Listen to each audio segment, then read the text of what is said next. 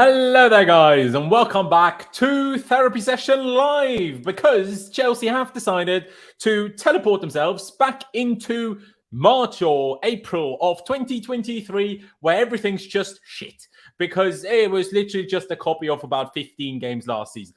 Play kind of dreadfully, but control the game, do nothing going forward, make one bad mistake, go 1-0 down, then not have the capabilities to actually score a goal, and lose 4 games, 4 points. We are absolutely balling. Absolutely balling. Can't wait to come 13th this season. It's going to be great. 115 million. Can't control a fucking football. Never seen Jorginho do that. I can't even lie.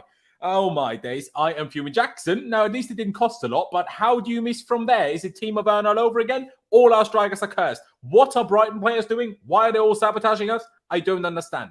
I cannot even handle what's happening. Like, I tried to be positive today. So many people always on Twitter like, I'm negative, complaining. I'm like, all right, fair enough. I'll be a bit more positive. I'm like, okay, I understand the lineup today. Mudryk isn't fit to start. I guess Madueke maybe can't start after starting on Wednesday. Palmer had 1 training session, so probably can't start. So I'm not even that mad at Chilwell playing on the wing and Colwell being at the back. But boy, I'm mad now. Fair enough. I shouldn't have tried to be positive beforehand. I tried. Here we are. This is what happens when I try to be positive. See, this is why I don't do it. Like, what? Stop it. And then he makes subs and he still leaves Colwell at left back. Can you just take the Zazi or Silva off and let us play like a normal football team with attacking players? We play crosses in and there's only ever one guy in the box. It's like Thomas Tuchel ball all over again. No pace, no urgency, no movement, fuck all, nothing. We do a squad overhaul for £1 billion and the same problems are still here. It's just Chelsea things. Like, how does this happen? Completely different players, completely different staff, completely different squad, same problems. How is that possible? I do not understand, and it keeps on happening, and I am honestly done. And now it's an international break. We have to go into international break with another loss. Just fucking leave it. I understand we have injuries. Sure, fair enough. That's an excuse for a few things. But it's not an excuse to lose against fucking Forest, is it? Spurs, they go 1-0 down to Burnley. Guess what their final result was? 5-2. City conceded an equaliser against Fulham. Guess what their final result was? 5-1. Do you know what I mean? What do we do? Fuck all. Like, yeah, Jackson missed that sitter. But otherwise, did we really have any chances after the first minute? No. Like, nothing big. Oh, my days. I am fuming. I am so annoyed. I can't even put it into words. Ollie, hey, what do you feel after this? Because, like, where do you even go from here? Like, yeah, sure, wait for the injuries to come back. But by the time they're all going to be back, we're going to finish in the bottom half again. Like, I can't even believe yesterday the press conference when the like after the embargo bits came out at 10:30 last night, how much he was talking about, oh, you'll see the good team when the injuries are back. I'm like, well, fucking brilliant. So what's happening until then? Well, we saw it today. Like, nah, mate. Please, Ollie, just say something. I don't know what else there is to say. I feel like I'm in like some like weird Groundhog Day bizarro land where every single time I watch my football team play, it's the same shit. Every single time I've been watching Chelsea play for the past year and a half, every time we look turgid in attack, we've got no ideas on the ball. It doesn't matter who the fuck we've got, playing up front. Doesn't matter who we've got in defense. Doesn't matter who we've got in the dugout. Doesn't matter who's in the stands. Doesn't matter what. It just seems no matter what we do, we just can't put the ball in the back of the goddamn net. I just don't understand it. I do not understand why we aren't focusing on finishing. I do not understand our weird formation. I do not understand what we're trying to do. I do not understand why we have so many players injured. I do not understand why we're not attacking Forest and actually going at them in the game. I do not understand the strategy that we're doing at the moment. I just don't get it right now. And it's driving me mental. All the good from pre-season has been totally wiped away today. Between West Ham and today, totally wiped away. We haven't seen a single decent performance since pre-season. We haven't. No. Oh, well. I'm not sure I fully agree with that in terms of the word decent, but maybe in terms of the word good, I do agree. Liverpool was fine. Luton, you'd expect to beat them. Wimbledon was poor. West Ham was shit. Today was shit. So, yeah, we did beat Luton 3-0, though. Do you know what I mean? Yeah, but you expect to beat them. Like we expect. It's true, but it's still decent. Yeah, I mean, I don't even want to argue about that point. It's pointless. Like I don't think you're generally wrong, but. It is. I'm just sick of seeing the same thing over and over again. I feel like I'm going mental. Every single game, we just seem to be the team will nick a goal against us, sit back in a low block, 2 narrow banks of 4, just defend for their lives, and we just can't break through. They just watch us throw ourselves against it over and over and over to no avail. And something needs to change. Poch needs to make changes, or just something needs to be different, because this is not working. No, I agree. And I mean, Rikra with the super chat, appreciate it. He says, expected results without kindergarten squad, FML. I mean, you're not wrong, to be perfectly honest, especially when, when you're up against it, when you're struggling, when you're go 1-0 down through a stupid mistake against Forest, and then they're literally parking 3 buses trying to stop you. That's exactly when the young players, and you felt it. The longer the second half went on, the more panicky, the more rushed, the more all over the place we seemed. Not that we were great in the first half, but then it was just slow control. Second half, we tried to do things, but there was just nothing. Like they were all panicking. And honestly, someone makes a good point here. Where was it now? I've missed it, or I've lost it again. We conceded first in every game, but obviously Luton, where we didn't concede. But we did every single game. Liverpool, error, 1-0 down. West Ham, error, 1-0 down. Wimbledon, error, 1-0 down. Forest, error, 1-0 down. It's not even like, one of the other West Ham goals later was a fair enough goal. But in terms of any of the goals that we conceded to go 1-0 down in each game, they're all individual errors. And yeah, you can say that's not the manager's fault, sure. But this is what happens when you have a kindergarten squad. This is why I was complaining about it all summer long. And everyone was like, oh, stop complaining, stop complaining. No, football is a men's game. Football is not a child's game. And I don't know if these owners will ever get that, because people were telling me we have the best midfield in the world. People don't seem to understand having players that have the potential to be the best midfield in the world is not the same as having the best midfield in the world right now. In 2-3 years we might do, but now we so sure as hell fucking don't. And I'll fucking say it as it is. Enzo is the only one that is that level. Obviously, let's wait what happens with Caicedo, but he's played 3 games now. 2 of them was fucking dreadful. Let's be honest now. He gave a penalty away against West Ham, nearly gave a goal away against West Ham, was fine against Luton, fair enough, but wasn't amazing either, let's be honest now. And today was all right otherwise, in my opinion. Aaron even disagrees with that, and can't control a football. And so he should. Everyone should be cooking us. Everyone should be cooking us, because what are we doing? 4 points in 4 games. Aaron, thank you for joining us. I appreciate it very much, especially because we thought you wouldn't be able to, and now you are. But it's just never a good time, is it? It's just never a good time. And I just cannot comprehend how it's September and I still feel like it's last season. Please take me away. At least these lot were half decent today. Do you know what I mean? I'd be literally jumping out my window otherwise. Oh, my days. Aaron, please, what you got? Honestly, I wish I wasn't available for this. It would have just made my life a lot more peaceful. But I thought, you know what? I can't leave you stranded. So I thought I'd help you out. But nah, honestly, bro, it was such a joke. Watching that shit. We're in the UK. We don't even have 3 o'clock games. The amount of hassle you have to go through to even find a stream in order to watch the game, and then it turned out to be that shit. It was not worth my time, honestly. It was pathetic. And just thinking back, it's like, how can you go from convincingly beating Luton 3-0, you look half decent, you come into this game, you're at home, and you completely stink up the gaff. You have the XG was ridiculous. We had something like 2.2 XG. I don't know how we got that, but we literally created nothing. Jackson had that chance, which I don't know how he missed. It was ridiculous, and he's not shy of criticism, because if this was like a Kai Havertz or a Mason Mount from last season, everyone would be going absolutely fucking batshit crazy. So there's no way he can't get the same criticism for that, because there's no way, as a professional footballer with the skill level you've displayed so far and everyone being behind you, you cannot be missing that. That is gilt edge. And apart from that, we practically created nothing. It was actually embarrassing to watch. It was such a pathetic performance, and we have 2 shots on target, from 20 attempts or something ridiculous. Absolutely ridiculous like that. But we could see at half time it wasn't working, and something needed to change. It was the system needed changing, and he came out with the same squad at half time, and 3 minutes later, boom, we're a goal down. It's like, what more can you do? And I'm sure we'll get into it later, but the goal itself was absolutely ridiculous to concede. It was just such a joke. And now we've got international break. We're going into that on a low. Coming out the other side of it, God knows whether we're going to be up for it when we have our next game. It's just not looking good at the moment. And 4 points. It's dangerous as well. In the first 5 games of the season in the Prem, we needed to do well because we've got a good run for the first. We've got the tough run now, exactly. Yeah, now we're going to have a really, really hard time because we're going to be playing against we're playing against all the top teams between sort of October and December.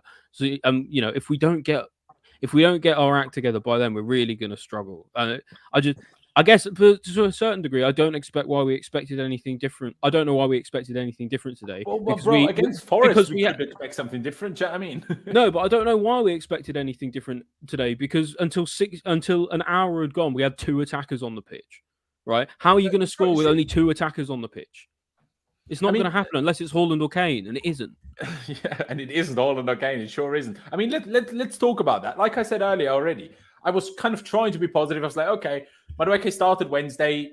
He played 80 minutes. He hadn't had preseason. He's very injury prone as it is. I understand not starting him again 3 days. I get it. Okay. Mudryk just come back into training after an injury. Okay. Can't start. Fair enough. Palmer has had 1 training session with the team. But even then, as much as I try to be positive, stop playing Chilwell at left wing, because I also feel bad for the guy. I mean, Chilwell should have had 2 assists in the first 5 minutes, but unfortunately, both Sterling and Jackson weren't able to convert those.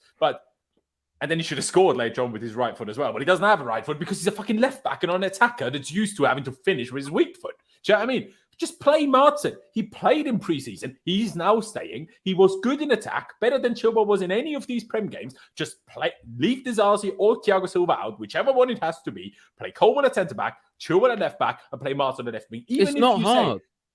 Exactly. Even if you say Palmer can't start, and Madueke can't start, and Mudryk can't start, even if you say we have too many injuries and we don't have attackers available, even then, you should still not play against Forest at home, 3 centre-backs, one of them at left back, which means you have no overlaps, which means you have no left-hand attacking side, which means you only attack via one side, which makes it piss easy for anyone to defend against. Anyone. Like, look at all that Forest. Ola Aina, who's played out of position at left wing back today when he's a right wing back or a right back, was the best player on the pitch today. I don't even understand why they took him off. Steve Cooper didn't even do any good decisions today. He took their best player off. Do you know what I mean? Unless, I don't know if he wasn't fully fit or couldn't play more. I don't know. It's just the most frustrating thing. It's like what it feels like, right, when we lose like this. It's like Chelsea were not beaten. We beat ourselves. You know, every game like this, it's not like the other team have beaten us. We've beaten ourselves. We've set ourselves up for failure in this way. Like, we've got to have a positive attacking, style, to push on the ball. We can't be playing with 2 attackers for most of the game, because you're not going to score any chances if you're playing with 5 defenders, 2 DMs, and 2 attackers. It's just not going to do. It's just not going to work.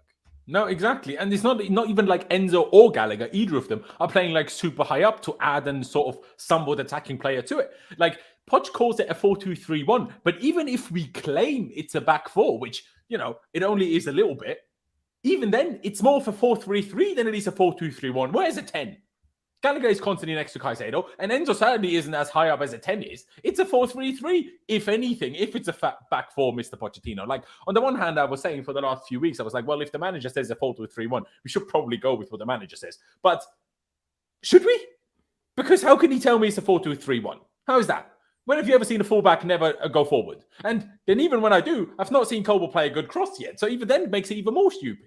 Like, it just pisses me off from top to bottom. And I know I might say things that I would maybe in 2 hours or 2 days say a little bit differently, but I'm fucking fuming. I just do not understand how we operate the way we operate. Like, it's just sign 17,000 12-year-old Brazilians, but don't have a starting left winger.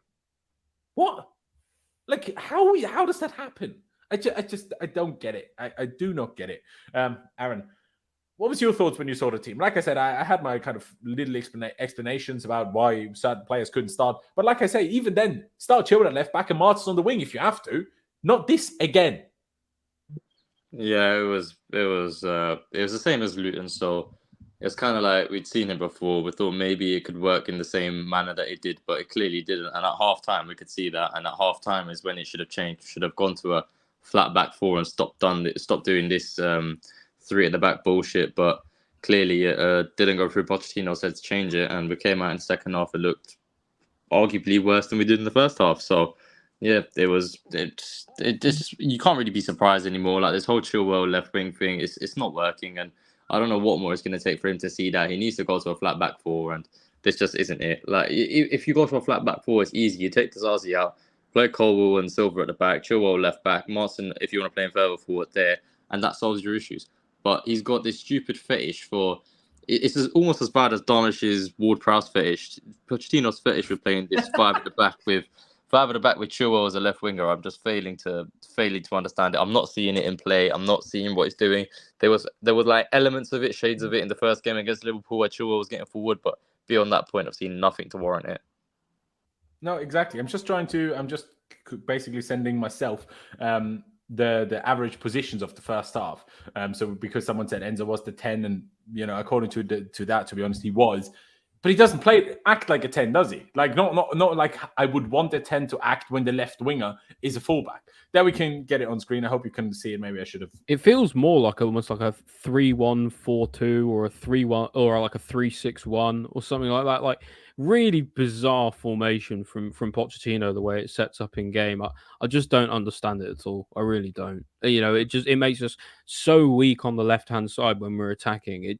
So like you say, Loz, everything goes down the right hand side, and then it's dead easy to defend it because that's where the only threat is coming from. So you can double up on that side. You can leave Chilwell on the left hand side because he's not going to do anything. The only times he ever did get into any decent positions, he was crossing the ball and our players didn't pick it up. So it's not like we've got any rush anyway, because we seem to also have this fetish as a team for crossing the ball into the box when we have actually zero attackers who are good in the air. So it is what it is. Yeah, let's roll on. It is what it is. And to be honest, if you go by this, if you go by the players' average positions, and obviously this is created because we have different positions off the ball and on the ball. That's why in the end it ends up looking like this. But even still, if I paint it up like this, right? You have Chile kind of as a left wing back. You have Gusto as a right wing back. You have a back three. Even if Disasi doesn't go out, because that's even another thing. Disasi isn't out wide enough to be a right centre back. Like, but Colwill is wide enough to be a left back, so it's exactly. So it's like kind of the worst of both worlds, if you want. And then you kind of play like this, and you kind of play with 10 men, and then Sterling is just random here. Like, do you know what I mean? Like when I bring this up again, look at where Sterling is. Look at it. Yeah. It's like playing with 10 men and throwing Sterling on as like a weird little Joker card in fucking poker. Do you know what I mean? Like it's just so random. Like the whole thing just makes no sense. Like you touched on earlier, Ollie, we had a decent thing going for us in pre-season. Now I understand Nkunku was available for that, sure, but if you're so reliant on someone like Nkunku, well then maybe you should have. I know you don't like it, Ollie, but then maybe you should have got someone like João Felix, because the problem with João Felix and Nkunku was, they're too similar. They can't play together. Well, but if we are so reliant on Nkunku to play anything that the manager actually wants to play, well, then we should have someone similar to him. Because if it only works with that style player, well, then you need at least two of that style player, don't you now? I can't disagree, because if Nkunku is the fulcrum of the team, and everything runs through him, and the whole game plan drives through him, if he's injured, what the hell are we supposed to do? We got this kind of performance where we're just chasing our tails, bashing our head against the wall. Makes no sense. Exactly. It's just outrageous. Let's get it started with these player ratings. Otherwise, we're going to be here forever. Let's start it with Rob Sanchez. I'm not going to blame him for the goal, but he didn't look great for the goal. I mean, Elanga literally did a little fake in the one direction, and Sanchez fell over like in slow motion. If Kepa did that, the whole fan base would be on his case again. But I don't think he can really do anything about the goal. He was one-on-one with the attacker. Can't really blame him for that. But that throw that he tried to throw to, I think Gusto, or was Gusto even off by then already? So maybe Disasi, whoever it was. That he didn't throw far enough and threw it basically against the back of the head or the back of the Forest attacker, and then he just happened to fall back to our player. What are you doing? There was also one moment where he tried to pass it out from the back, passed it straight to the Forest player. For this fourth game, second time he passed it straight to an opponent without pressure, without anything. Like we haven't even played a team other than Liverpool that pressed us properly yet, and we're still struggling with these things. It's a joke. It's an absolute joke. But Sanchez, I mean, he had a bad throw and one bad pass. Otherwise, I can't really blame him too much, because we obviously had 75% possession again, could make one mistake but can't score. So it's like, again, it's a copy of last season where I'm like, well, if your goalie has two things to do all game and then he doesn't, are you then going to be harsh on him? I don't know. I'd probably still say like 5.5 or 6. I wouldn't go lower than that because I don't think he deserves that. But purely because we are still in a situation where we don't have a goalkeeper that is going to bail us out of anything. Remember Liverpool and Newcastle when Alisson made that wonder save out of nowhere? That kept them in the game. That kept them alive. If Sanchez makes a wonder save, it's somehow still 0-0. When does any one of our goalies make a wonder save? That hasn't fucking happened since Courtois left. Like wonder saves. I mean, Mendy has made a few, to be fair. I forgot. yeah, maybe Kepa has had like 2 or 3. I remember that one in the Super Cup against Liverpool on the Lampard. They made an insane triple save. But that's 2020, do you know what I mean? Like, or 2019 even. It's just a nightmare. I hate it. I hate to hear. Aaron, what would you say about Sanchez? And I mean, what do you think about the goal? And what rating would you give him overall? I haven't even seen Petrovic kick a ball of football in my life, but I really want him in already because Sanchez. Me too. Well, I'm not being funny. You man know from like the group chat that we have that I was like trying to back Sanchez. I was like, hey, give it time. Like he's new, blah blah blah, all that shit, bro. I've seen enough already. This guy's pissing me off. He can't throw a ball.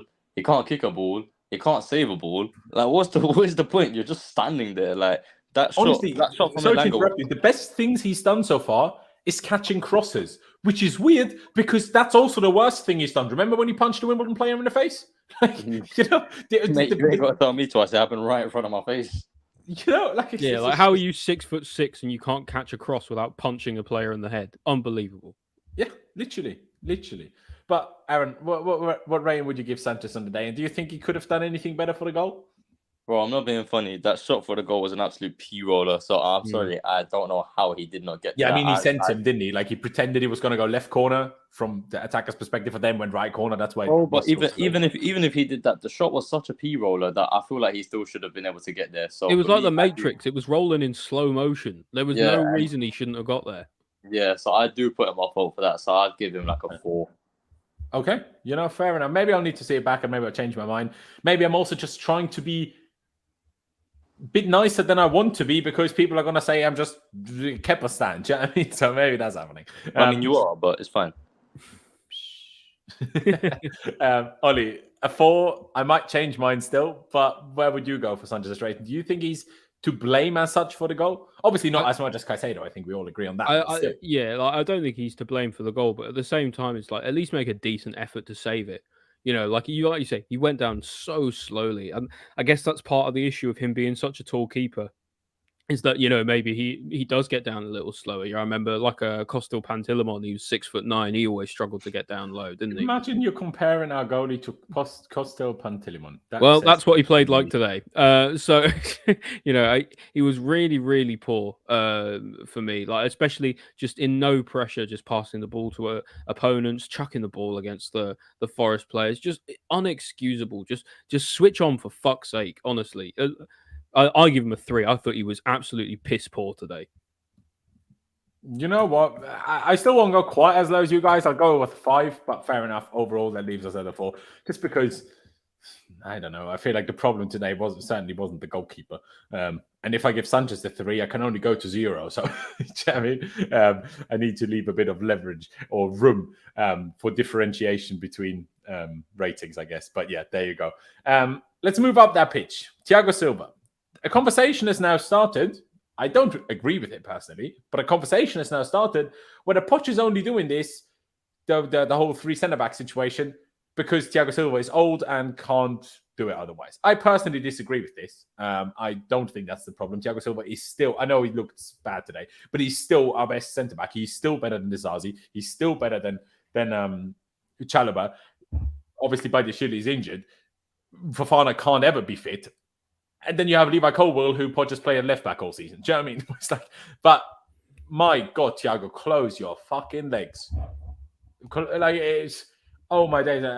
My English references to prostitution isn't that good, but you know, in German, we'd be talking about how his legs are as wide open as, you know, certain professionals, shall we say, right? Like, close your fucking legs. How can that happen? At the same time, he did the complete opposite against West Ham, where he kept his legs closed, and then West Ham played the ball round him one side and ran round him the other side. Now he did the opposite and played the ball through his legs, which is also an absolute joke. And this is also a fair point. Who's sabotaging us more, Brighton or the ref? Well, I don't fucking know. But ref was poor today. Again, I don't know how that's happened. Sorry? The ref was poor today. Yeah, but it was bad both ways, I think. There was a lot he didn't give us. There was a lot he didn't give them. It was just except the yellow card. I mean, it should have been sent off about 4 times today. Should have been. Wasn't. Exactly. No, Levi Colwill has been good, but would you already class him as better than Thiago Silva? I'm not sure. But let's go with Thiago Silva. I'll go with you first, Ollie. First of all, do you see this narrative that's currently floating about that this is only happening because of Thiago Silva? Like, I don't know. Like, look at the rest of our team. It doesn't. I mean, I know Sterling has his guaranteed start, but obviously warranted it from the competitive games that we've played so far. But I know we have a very young squad, but Poch agreed to this system. Surely, agreed to this project. Otherwise, he wouldn't have joined. And he's reiterated that multiple times that he knew what was going to happen this summer with the squad change and everything. Like, surely he wasn't going to come in and say, oh, well, I have to still play Thiago Silva because everyone else is too young. And now I have to play 3 centre-backs because otherwise Thiago Silva is screwed. I personally don't see it. But what about you? And in terms of today's performance, what would you give Thiago Silva? Well, first of all, is I do see that narrative. It's hard to know how true it is because we just don't know what Poch's reason is for playing Silva. It might be more that he just wants the experience in the team. I don't know, but it does feel. I would like to see at the very least Pochettino try playing Silva in a 4, and you know what, make it an experiment. If it doesn't work, then we at least know. Not to do that, not to have a 4 with Silva, or we know that then Silva has to only play in a 3, and we can plan accordingly for that. At the moment, like Silva's playing, and people can't. It feels like people don't really know why he's playing. Where it feels like other people should be playing maybe ahead of him, or at least I still think him. Zaza should be the one that's left out, not Thiago. But I agree. I think it should probably be Colwill, Silva in a back 4. But he was really, having said that, Silva was really poor today. He was absolutely bullied by Awoniyi, who had a really, really good game. Just totally manhandled him. It was. I don't know what it is about Thiago Silva and crap teams, but they just seem to just get the better of him sometimes. First West Brom on his debut, now this.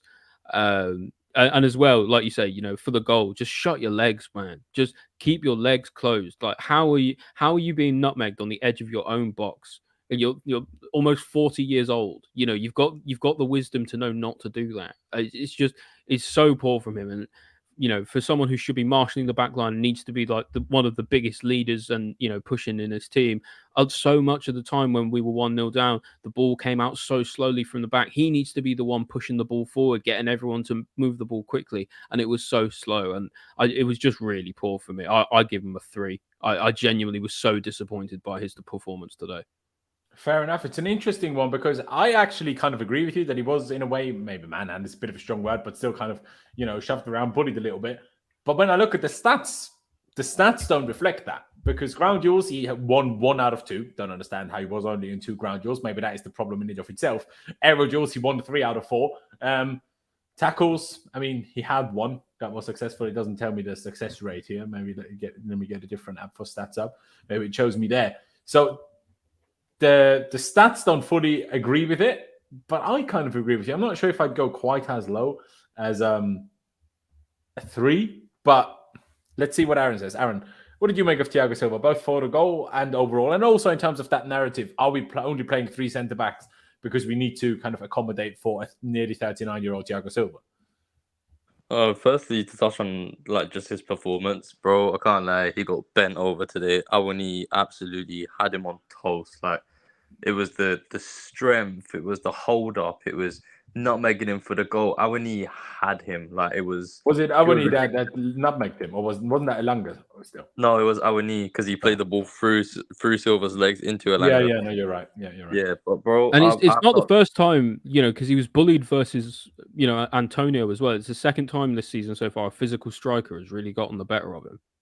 Yeah, but I feel like you might be seeing that with age a little bit. He's starting to really show some more deficiencies. I'm not saying that he's washed or finished or whatever, because he's definitely not. He's still got quality there, but there is that element where you could say, oh, you know what, maybe he is getting older now. He hasn't got as much legs. Not to say he was the quickest before, but his legs might be a little bit slower now. He might not be as physically able to hold people off and all that sort of stuff. He still obviously has the footballing brain with the tackles and everything, but just that more physical side of the game, he might be starting to lose it a little bit. But yeah, today he was not good at all. So I would have gone with a 3 as well. But just to touch on the whole 3 at the back thing for Silva, I don't necessarily agree with that, because Thiago Silva's capabilities with his footballing brain and everything, it's what allows him to play in a 4, even though he's not as quick anymore. He's still got that capability where, because he has such good reading of the game,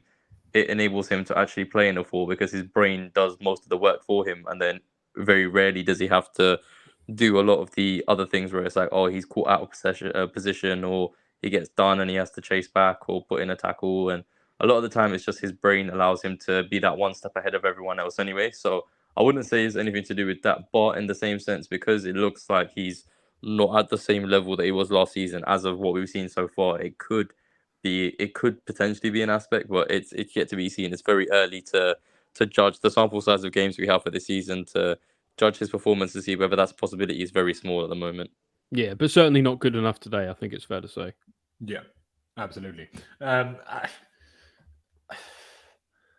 I'd probably give him a 4, not a 3, but yeah, not far off, is it? Overall, leaves us at a 3.5. Let's go to Axel Disasi. Honestly, don't even really have much to say. Didn't have much. Didn't have all that much to do because we had the ball so much. Yeah, exactly. I mean, he had 1 ground duel, 7 aerial duels. He won 6 of them. He played 3 long balls, 1 of them accurate. I mean, his passing accuracy is good. 97 out of 104 passes. But at the end of the day, this is why I didn't want to necessarily go super low for like Silva and stuff, because at the end of the day, the game wasn't, even still, wasn't won or lost by the defense, in my opinion, overall. Because like the problem is that we have too many defenders on the pitch, but it's not actually their fault, if that makes sense. Because we had all of the ball. We controlled the game comfortably. Forest were through like twice in the whole game. And when it happened, it was Caicedo that couldn't control the football. Obviously, the defensive shape wasn't normal then. So it's not like it's necessarily huge defensive errors that the cost. I agree, but I think still the defending was really poor for the goal. I really do. I agree with that, but it's not a normal defensive situation, right? It's like we had but they train for that. To transition forward. So it's not like, But they train for that. Silva, right? Sure, but Disasi isn't really involved in the whole thing. So, and I can't really put blame on Disasi for not being in that position, because how can you expect Caicedo to lose the ball there, right? Like he needs to be wide to offer passing option and stuff. So Disasi for me, I mean, are you guys calling me crazy if I just give him a standard 6 just because we lost? Or I was going to say 5 just because like that's my average personally. Yeah. But yeah, like I think that's fair in my view. I just didn't think he had all that much to do today. Like he didn't really touch the ball all that much. His passing was fine. I think he gave it away once or twice. Other than that, just wasn't really all that involved. Yeah. Another thing that annoys me, by the way, is that none of our players seem to have even the slightest clue how to get on the end of crosses from corners or, even open field crosses, but also corners and free kicks. Whether Disasi is up there, Colwell is up there, Silva is up there. I mean, we are nowhere near any of them ever. And it's so frustrating. I just wish back those times when we had Zuma leaping onto every fucking cross we put in the box. Do you know what I mean? Like, that was good times. Even in that dreadful Jose season, Zuma would still get us a goal every now and again. But yeah, a 5 from Ollie. Kind of undecided between a 5 and a 6 so far. Aaron, where would you go for Disasi? And Ollie, if you want to expand on it more, I'll give you the chance in a second as well. Nah, that's all good.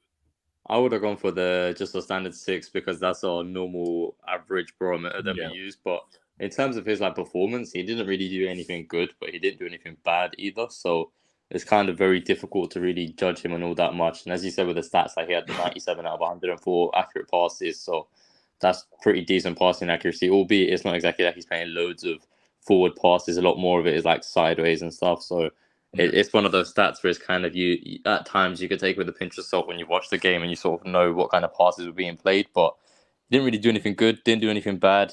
Wasn't at fault for the goal, wasn't really involved in that move. And he wasn't in the position, but you can't blame him there because he's come wide to offer the passing range. So doesn't expect Caicedo to lose the ball. So for me, it's just an average 6. Fair dues. You know what? Whether I'll go between it or I go for the 6, leaves us at a 5.5 regardless. And we move on to Levi Colwell. Now, we talked about Thiago Silva's stats. We talked about Disasi's stats. Levi's stats don't look that great. First of all, he has a lot less touches, which certainly does underline more of a left back than centre back, because the other two, I mean, Disasi had 104 attempted passes. Thiago Silva had 95 attempted passes. Levi Colwell had 49. So, there's a clear difference in who's centre-back, a base centre-back, and who's not. But 82% pass accuracy obviously doesn't look as great, but 40 out of 49 doesn't sound that bad. But obviously, he attempted a few more long balls as well. A few good ones, too, I must say. I would probably just give him the same 6 as Disasi. Even though the stats don't look that amazing, and he won 4 out of 6 aerial duels, and unfortunately only 1 or 4 ground duels. I still feel like he's kind of dragged in positions where I don't think he should be. But at the same time, the manager thinks That is a position that he can and should be able to play. So then what standard should I hold him by? Should I hold him by a centre-back that's kind of played out of position? Or should I play him, or should I judge him as like an Nathan Ake, who is that, or a Gvardiol, who is that kind of hybrid of a centre-back and a left-back? Because if I judge him by that, then maybe it's more of a 5 than a 6. So kind of undecided. I guess. I'll make this easy for you. He is not a left back. He is just not a left back. He just isn't. That's the thing. It's like, and he does fine there. He just isn't one. That's fine. Obviously he's not a left back, but is he a hybrid? Right? No, which, like, he definitely isn't. Like, is he that? I don't know. No, he's definitely not. I don't see it in him at all. I don't see this whole left back experiment working. It's really not going well. Like with Colwell, when you look at his performances last season for Brighton, he wasn't playing as a centre-back / left-back. He was a centre-back, and that's where he performed, where he does well, where he's played all of his career. So this sudden idea to transition him into this centre-back, left-back hybrid to try and be a little bit jazzy and funky with the formation, there was no need for it. If it ain't broke, don't fix it. And Colwell was playing centre-back the whole of last season and he excelled in a Brighton side, which is very good. Like, watching them right now against Newcastle, they're playing brilliant football. So in terms of moving him around into a different position that he doesn't need to be in, if you play him at centre-back where he performed last season, that's where he'll be most comfortable. If shifting him out to his left-back spot, centre-back, left-back, whatever it is, which when he's in like a back four, means he has to try and push forward a bit to offer that extra support. And as a centre-back, it's very difficult to then adjust into playing as a left-back where you're pushing up and down the pitch a lot more. So I don't see it. I think he should just be playing centre-back. We should be playing a flat back four. But again, Poch isn't favouring that at the moment. So yeah, it doesn't look like he's going to be playing just as a pure centre-back anytime soon. No, exactly. We had a super chat about that kind of a little while ago. Sorry if you're not here anymore. He asks, why back 5? I would happily learn losing with a back 4. Well, like I said, judging by the stats, we are currently learning how to lose in a back 4, just not in the kind of back 4 that all of us want to see. At the same time, it's like, I mean, Pep does this too. That's the problem. But Poch and Pep and our players ain't City players. Just, and you didn't. That the most frustrating thing about all this is that if we have a new manager, a new squad, and you go into preseason, we had quite a lot of preseason games this year, I felt, because there was obviously no international games going on and stuff, and no international tournaments. You played a normal 4-2-3-1 in every game but the second half against Wrexham, which was only the first game of preseason. Every other game, you played a 4-2-3-1. No matter what personnel you had available, you played Martin at the 10, you played Martin left wing, you played Martin at right wing, you played Martin everywhere. And then you go into the season and play a completely different system. Like, even if I disagree with this system, let's just say, okay, it's still the manager in control, not me. If the manager wants to play the system, train it, practice it in preseason. That's what preseason is for. Don't play a system in preseason and then change it from day one of competitive games. I just can't understand the logic behind that at all. It's just baffling to me. Aaron, did you finalize on a rating for Colwell? Sorry. Sorry, no, I didn't. Can you hear me? Yeah.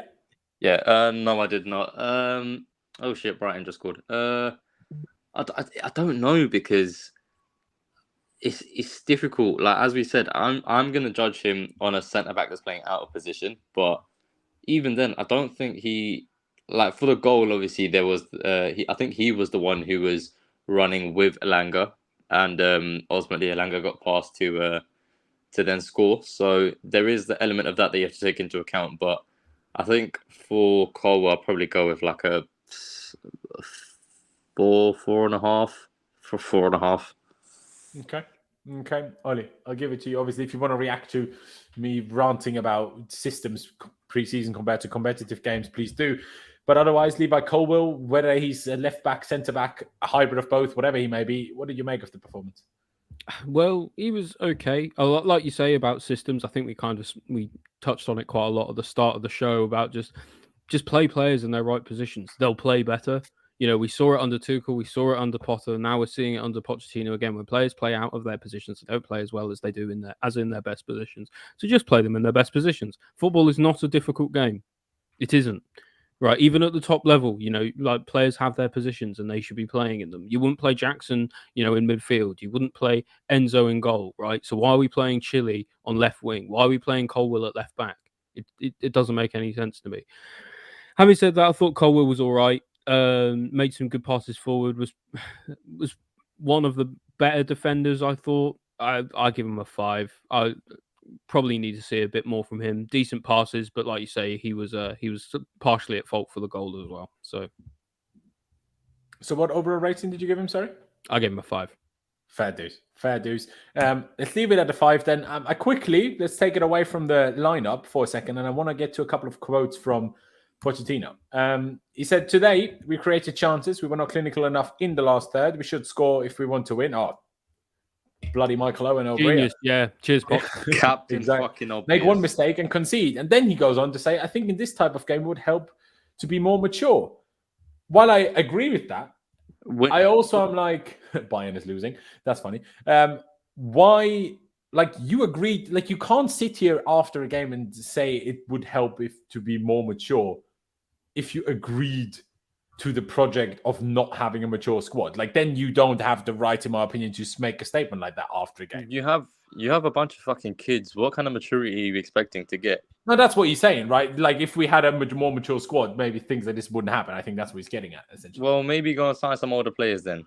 Like, yeah, exactly. But that's like he was okay with, like, he knew that wasn't going to happen before he signed, right? So that's why I'm like, don't make a comment about it. But yeah, today we created chances. What, 2? Like, I mean, yeah, it's frustrating that he's not chance in the accepting. first minute where Sterling, Ola a great tackle. I'm not sure how Sterling didn't get on it because there was a great cross from Chile or along the floor pass, whatever you want to call it.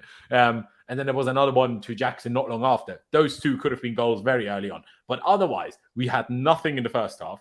We had nothing in the second half until Jackson's chance, really, that I can think of. Yeah, there was a Gallagher shot which went a little bit wide. There was an Enzo shot which went a little bit over. Sure. And there was a couple of cutbacks or cut across passes that no one got on the end of. But you can't sit here and say, today we created chances. Bro, no, we didn't.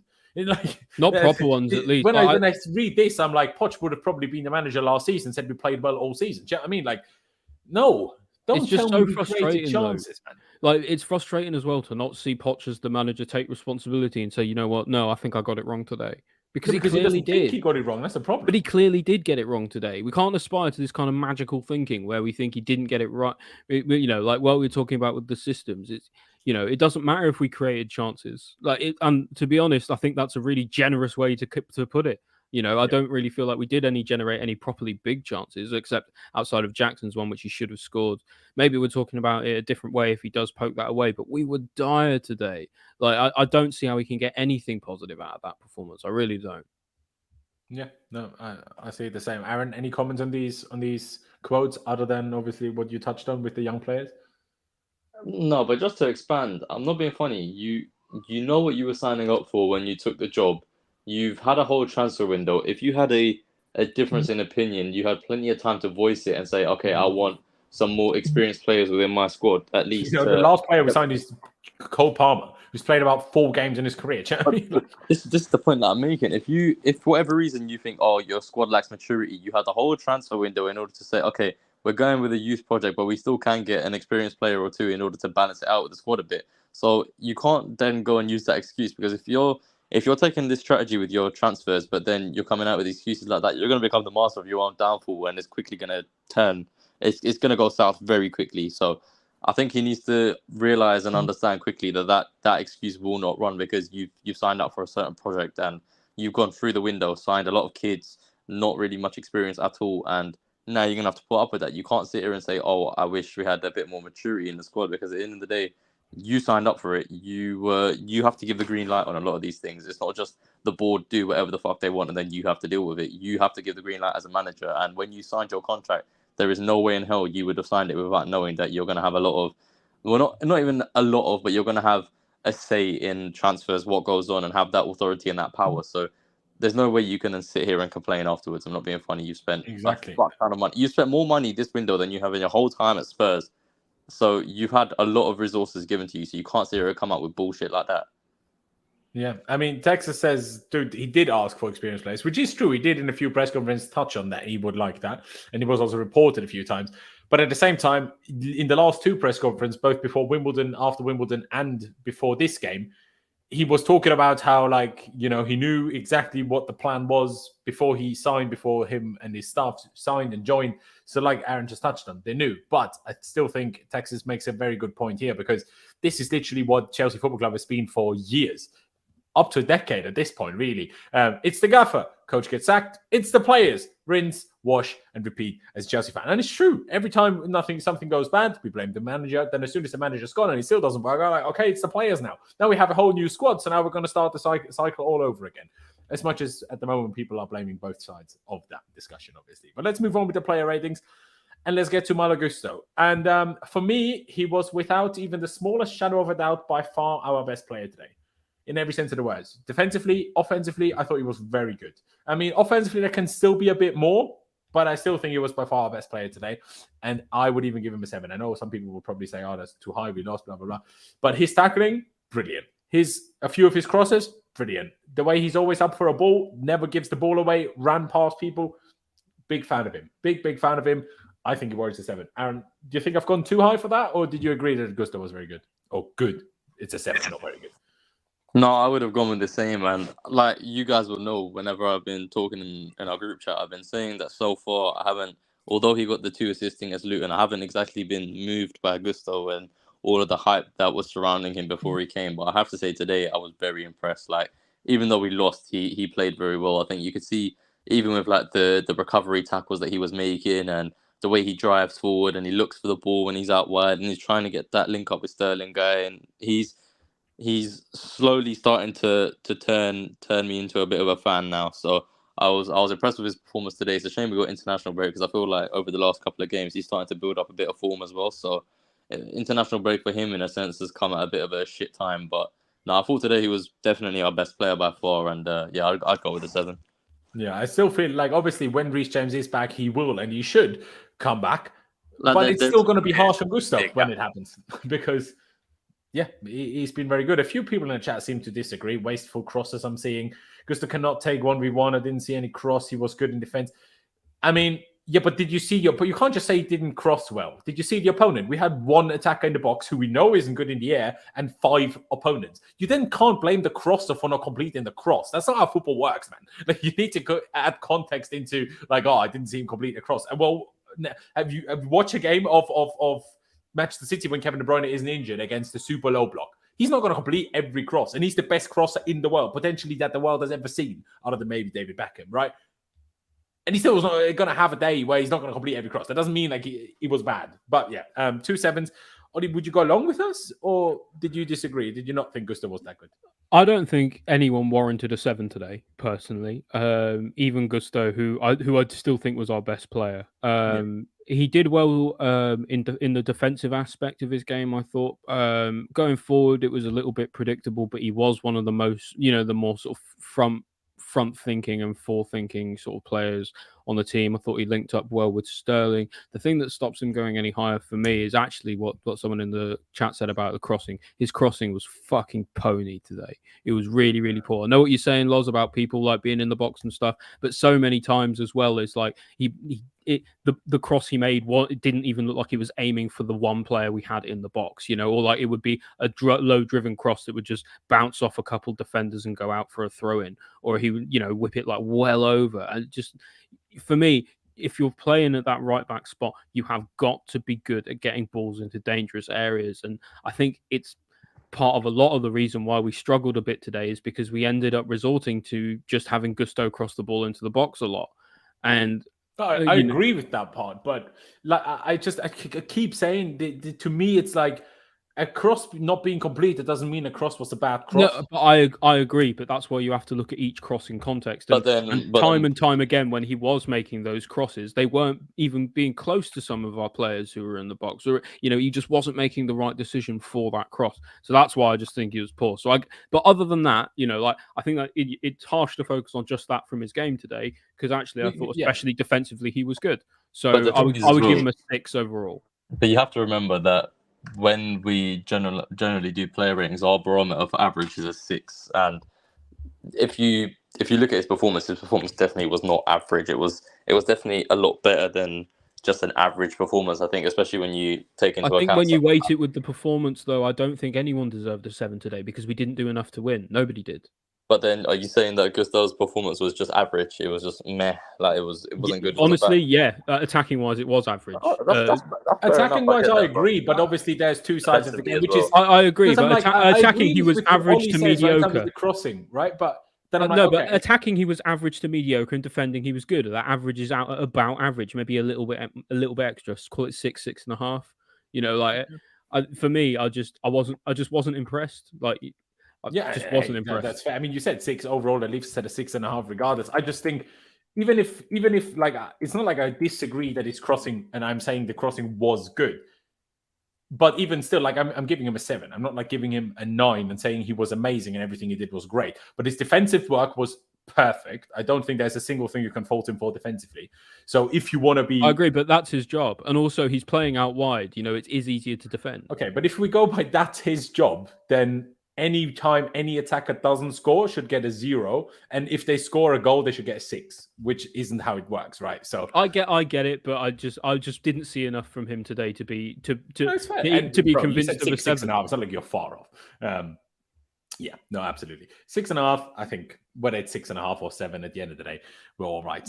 Let's get to Moises Caicedo. Oh boy, I'm not going to say I'm concerned because I can still see that he's a very good player. And there is moments where he does really well in getting himself out of pressure.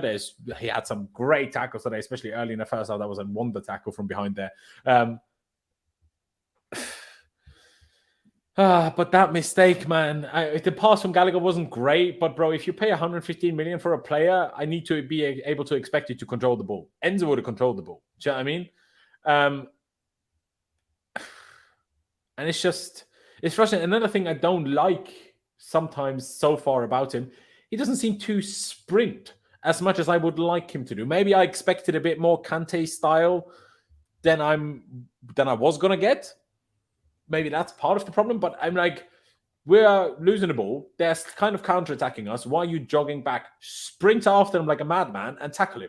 Like that's what I thought we signed him for. Do you know what I mean? Because it's not like the base control of the game is still given to, well, I know Enzo plays higher, but it's still kind of given to the centre backs, and not necessarily Caicedo hasn't taken that job over yet, right? I'm gonna say yet because I don't know if it can change or it will change. Maybe it's a system issue rather than a player issue. But that mistake was bad, and yeah, it was only one mistake, and otherwise, in my opinion, I know Aaron disagrees, but we'll get to that. He was good. 89% pass completion from that position is pretty good. 49 out of 55. Only misplaced 6 passes. Accurate long balls, 3 out of 4. Tackles, 1. How is that? How? Like, we all saw that wonder tackle that he played in the first half. How can he have 0 out of 3 tackles? I can't take it. It just shows that some of these stats aren't measured very well. No, absolutely. Ground duels, though, 5 out of 6 is good. Air duels, 1 out of 1. That's good, too. Didn't commit a foul. But still, the mistake was so bad that I don't think anyone deserves to be lower rated than him, personally. Maybe Chilwell or whatever. We'll get to that, I guess. But yeah, I'll give him a 3, the same 3 you guys gave Thiago Silva, even if I went a bit higher. That's why I'm going to give Caicedo, because I was just not happy with that. Ollie, whereabouts would you go with the performance? Even though you agree with me that overall he was all right, how much do you take off the rating for the mistake? It's hard to say, because the mistake does affect the game, and the way I like to look at these is how much impact a player has on a game. I would say, other than the mistake, I thought he actually did really well. He was being pushed a lot by Forest midfielders, and a lot of times he managed to get us out of some quite dangerous situations by sort of turning, spinning on the half turn, or by sort of dribbling in a half circle and driving at the defense, which was a nice sort of breath of fresh air a little bit. But at the same time, you can't look over the mistake for the goal. So I unfortunately, if there's no mistake, he probably gets a 6 today. But for me, he gets a 4 because that mistake, you just can't be doing that. You can't be switching off in midfield. That mistake starts and ends with Caicedo, unfortunately. Yeah, there you go. Fair enough. A 4 from your end.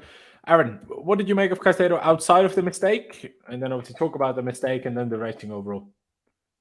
Outside of the mistake, even then, I just wasn't impressed at all. There was a lot of times where I felt like he was just sloppy on the ball. You could see there was quite a few times where he would either lose the ball, or there was no intensity within him to get back, and apart from that one tackle that he made, I didn't see much intensity to get back and try and win the ball and you expect a hell of a lot more. Obviously, granted, the player doesn't decide how much they go for, and he ended up costing 115 million. But you still expect a hell of a lot more, especially what you've seen him do last season. Like so far, he hasn't translated that across, and it is disappointing to say the least. But I honestly, I don't know where you guys are coming from in terms of this one, because I thought he was the worst player on the pitch today. I was genuinely Really.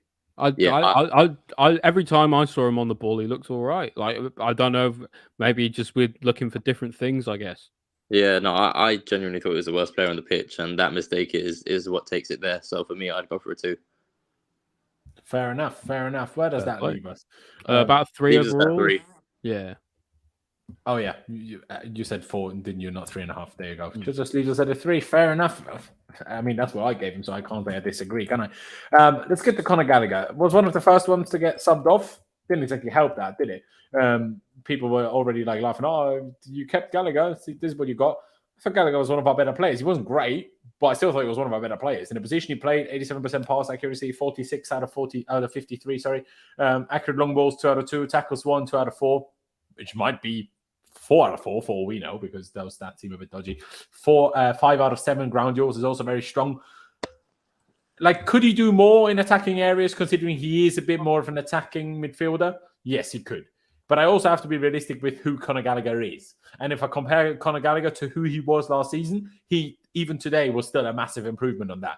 I didn't really see him give the ball away in stupid positions. I see him win fouls. I see him win the ball back. I see him have triple the intensity of what Caicedo had most of the day. I see him get disadvantaged by the referee on multiple occasions. Personally, I thought fouls were given against him. There weren't fouls. I thought fouls on him weren't given. I thought fouls on him that were clear yellow cards weren't given as yellow cards.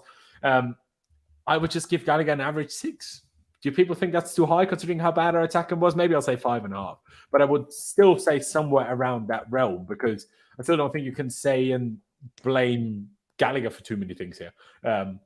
But everyone will see it differently, I suppose. Aaron, how do you see it? No, I see it very similarly to you. I think the one thing that you know with Gallagher, no matter when he plays, as much as we didn't like him last season, the one thing that we'd always see is that he is a workhorse, and he will always give you what he can. And that's the one thing with him. He doesn't stop running. He doesn't stop going for the ball, trying to win it back when he loses it. And you can see he puts in that effort. Granted, this is probably his worst performance of the season, but we can't really put too much shit on him. I think everyone was particularly shit today. And from seeing the performances that he's had so far this season, you can see that he's actually improving, and he just had a bad day today. It was what I'd put it down to, just as anyone else. So for me, I'd go in and around the same realm, probably about a 5.5. Fair dues. Ollie, would you be in agreement with that too, or did you see Gallagher a bit differently today? No, exactly the same. I thought he had a decent enough performance today. Like I said, nobody was great, but he was better than the worst people, and probably not as good as quite as the best. So I echo everything you guys have said. About 5.5 is about right, I think. Fair dues. Let's leave it at that then. And let's take it to Enzo Fernandez. I'll give you guys the chance to speak before I even start waffling. Ollie, I'll let you go first on Enzo. What did you make of him today?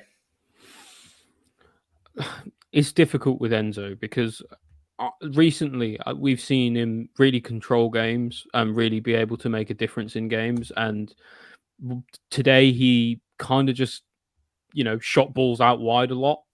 Really, like he was trying to get into good positions, sort of, in the 8 sort of 10 area, in sort of zone 14 or so. Trying to make things happen, but just nothing was working for him. Forest was sitting so deep that it kind of almost nullified him out of the game a lot when he was going forward. Especially second half, right? Especially in the second half. Yeah, I thought he had a bit more influence in the first.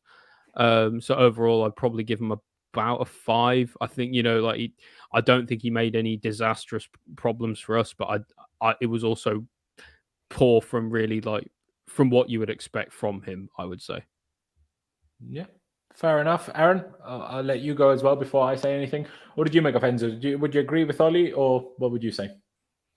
Yeah, I pretty much agree. I'd say from a standards perspective of what you expect from Enzo, it was poor. But that's just because he set himself such a high standard. And because Forest were so far back a lot of the time, it's kind of like there was barely any space for him to really be able to play the kind of passes he normally does, because he likes the over-the-tops and the long through balls. You didn't really have the opportunity to play those kind of passes, so a lot of it was more simplified today. But in that same vein, he didn't really do anything wrong either, so it's hard to really penalise him. But I go slightly lower than the average just because we've come to expect a lot more from him, and with the amount of talent that he has, you would like to think that even in a situation where you've got a low block team who are defending a lot, he can find a way to sort of unlock the channels and get a nice ball in behind, or a ball out wide puts us in a dangerous position. But there was just not really any of that today, so I'd probably go for a 5. Fair dues. Yeah, it's a difficult one. I mean, looking at some stats, pass accuracy is 90%. Excuse me, it was 90%. Crosses, I mean, crosses a bit weird from that position, but it's 1 out of 7. I guess that isn't great. Only 6 out of 3 long balls. That shows you what type of game it was and how high up the pitch it was for most of it. Ground duels, 6 out of 11. Not amazing, but not bad. 2 out of 3 ground aerial duels actually good for him. It's a difficult one. Obviously, he also got moved gradually further back as the second half went on. Initially, when Palmer and Madueke came on for including Gallagher, Enzo then dropped a little bit deeper, and Palmer was kind of the right 8 and 10. And then once Caicedo was taken off, Enzo dropped even deeper and kind of played as the 6. Which makes it a bit difficult. He supposedly created 3 chances. One of them was a big one. I'm not sure which one the big one was. I'm not sure because it was Sterling that set up, obviously, the big chance that we had for Jackson, and it was Chilwell that set up the big chances for Sterling, and then Jackson in the first half. So I'd probably agree with a 5. I might even go with a 4.5, but even that leaves us at a 5 regardless, doesn't it? So we'll stick to that. We'll get to Ben Chilwell. Aaron, on this one, I'll give you the chance to go first. How do you see it? Because the only thing I'll say before I let you go is I just feel a bit... Because everybody seems to be piling onto him right now, a lot of the fan base. And while I understand, because he's clearly not doing very well, I think people are kind of ignoring that he's playing out of position. They're like, oh, yeah, he was an attacking fullback or wingback before anyway. It should be the same. Yeah, but it isn't. Because when you're the winger, you are the first guy, and then he doesn't even have an overlapper, which makes it even more difficult for him because then he's always alone in that zone. But also, he only is used to the arrival of being the one coming in behind someone who's already there. And I just don't think people are keeping the credit for that. But looking at some stats, it's still poor. But I mean, do you want me to read out some stats? Pass accuracy. Joe's gonna drop to the floor now. 47%, 8 out of 17. What? Yep. He lost the most duels in the match, 8 in total, but it's 3 out of 7 ground duels and 3 out of 7 aerial duels. Tackles 1 out of 1, crosses 1 out of 4, but again, 2 of those crosses of his were good, and it was the player in the middle that messed it up, in my opinion. But still, I mean, where do you stand on the whole out of position, but still criticism? Where do you stand on all this, Aaron? No, I completely echo what you said. I do feel very sorry for him because it's very different to just being a left back or a left wing back. Because when you're the left back or the left wing back, you're going down the line, but you've got a winger in front of you who's then giving you that support. He's got Levi Colwill filling in as a left back when he pushes on a bit. So he's not got Levi Colwill overlapping him, giving him that option to cross it in. So when he gets in those positions, it's very difficult for him because he can't just play the ball out wide to someone else or that sort of thing. He's got to either run it out wide himself to cross it in, or he's got to try and cut inside onto his or turn around and pass it back 50 yards where there's no one near him.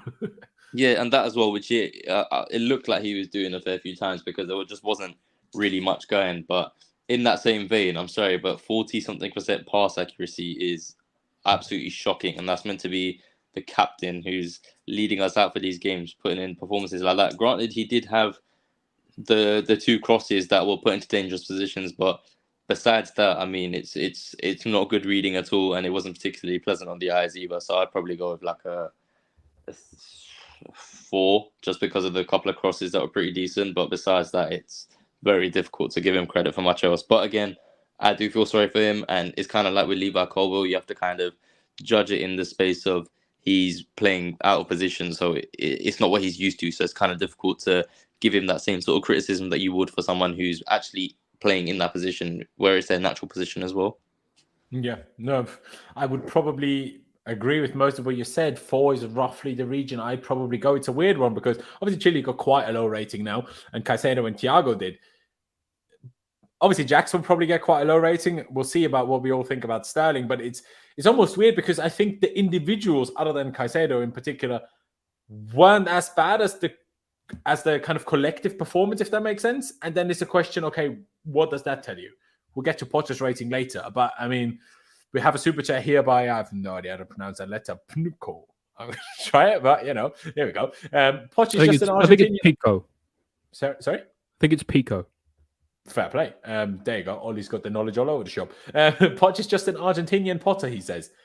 Not sure if I quite agree on that, but with the results so far, 4 wins in 4 games, 4 points, in 4 games. I wish it was 4 wins. 4 points in 4 games in the league. You can't necessarily say you're completely wrong.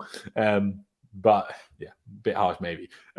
Ollie, though, I guess I will agree with Aaron's 4. Would you agree with the 4 for Chilwell as well? And what do you think about kind of what I was talking about in terms of that? Yes, he's getting a lot of criticism. Yes, he's doing things wrong that he arguably should be doing better. But I feel like nobody's kind of, I guess a lot of people just see it as a back 3. And then I guess in that, if you see it that way, then Chile is just playing left wing back. And then I also understand the criticism a bit more, I guess. But where do you stand on all that? Well, to a certain degree, I can understand him being played out of position, but also he's the captain. Like, he's got a responsibility to uphold a decent standard on the pitch, no matter where he's playing. Aspi did that for a very long time, played all across the back line, eventually went on to become captain, almost always gave us a 7 out of 10, apart from sort of the last season or so. Chile was really, really poor today. I feel like he's struggling in this position, and I feel like if he's not going to be bringing that up to Pochettino as the captain, that he's struggling in that position and there's something wrong with that, then there's a real problem in the squad. For me, I just thought he was really, really poor today. Apart from the 2 crosses which he made that were okay, almost everything he tried to do today, he did it wrong. For me, he was our worst player today by a way. For me, I'd give him a 1. I wouldn't even, if I were him, I wouldn't even play him after the international break because I thought he was a disgrace today. Fair enough. Sorry, I was just trying to catch up with some notifications if I missed anything important. What rating did you say? My bad. Yeah, just I said a 1 because I thought he was our worst player and just a disgrace today. Like every time he tried to do something with the ball, he did it wrong or made the wrong decision. I understand people saying he's playing out of position, but at the end of the day, he's the captain. He's got to be holding the responsibility. He's got to be holding the standard and the right level for everyone else, and he was poor. Fair enough. It seems a bit weird because obviously 2 4s and a 1 still give us a 3. I'm now thinking about, shall I go a little bit lower? But even if I gave it like I don't know. I think I'm gonna have to stick with it. Like I said, I think it's almost a bit piling onto it a bit much. That's more of a Pochettino and system problem than it is a Chilwell problem. But I still see what you're saying, especially the captain bit. But we move on to Raheem Sterling.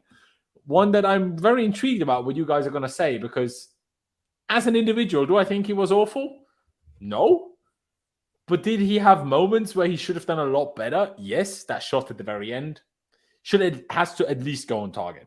I get he was aiming for the far corner to make sure the goalie can't save it, but then he put it so far wide. There was a few moments where he tried to cross and kind of missed the ball, and if he got that cross in, could have been a fairly easy tap in. I was going to say would, but you never know with our players. But he was still by far the most threatening of any of them, right? I know Jackson had the big chance, but I still feel like he was the most threatening of all of them. Pass accuracy 80%, 28 out of 35 is not bad really. What I have a problem with, and I'm not sure if that's his fault, if that's kind of how the game went against the opposition that it was. But the last 2 league games, he was like dribbling a lot against West Ham, against Luton, a lot of dribbles, a lot of completed dribbles. Today, 1 dribble attempted, 0 dribbles succeeded. Not ideal. 0 out of 4 crosses. Again, why is it not a cross the ball that he played to Jackson that Jackson put over? But sure. Ground duels, 2 out of 4. In the last game, I swear he was like in 14 ground duels and won like 12 of them. Do you know what I mean? Like, how was he only in 4? That is... it's kind of goes back to when I brought up the average positions. When you're like, he looks like a joker, extra 11th player thrown onto a game that has 10 players each. Like, what is the position? That kind of says everything. But I don't know what range you give him. Is 4.5 harsh? Is 4.5 fair? Ollie, I'll let you go first. What do you think about 4.5? Definitely a step down today from Sterling after the last couple of games that he's played, where he was easily sort of our best player and really everything went through him. Today, even everything kind of went through him, even, but that's just because our left side was so poor that everything was kind of forced down the right. Him and Gusto combined quite a lot. I would probably give him about the same, about a 4.5. Just like I just hadn't seen I didn't see today what I saw against West Ham and against Luton, and we need him to be consistent because he's one of our most senior players. He's one of our players with the most accolades, and he needs to be setting an example as well for the team. And I don't really feel like he did today either. So probably about 4.5, 5. Call it 4.5. Yeah, I was for a second going to go up to a 5 again, just because I gave Chilwell a 4, and then it seems very harsh to give Sterling a 4.5. I will be perfectly honest with myself. But, I mean, let's say I gave Chile a 3, and Aaron sticks to his 4, right? Then it still leaves us at more than a 2.5. So, you know what? I'll go down in my Chile rating, and we'll give Chile a 4.5. 2.5, sorry. Because I want to give Sterling a 4.5 and not go to a 5. Then we have 2 4.5 so far. Aaron, would you go along with a 4.5 for Sterling? Would you maybe also, when talking about Sterling, kind of adjust your Chilwell rating on that note? I don't know.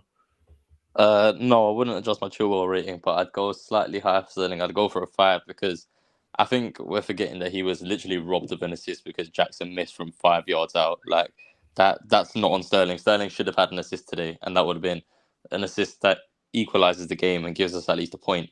So that's a big thing that you have to take into consideration as well. Like, it wasn't his greatest game. Obviously, we've seen how good he was against Luton and West Ham. His obviously 3 goal contributions last game, and then just the way he was playing against West Ham in terms of being very direct, going for the dribbles and really causing havoc. That was a Sterling you want to see. We didn't see that today, but again, it's difficult to look past the fact that he was robbed of an assist for me. So that's the only reason I go for a 5.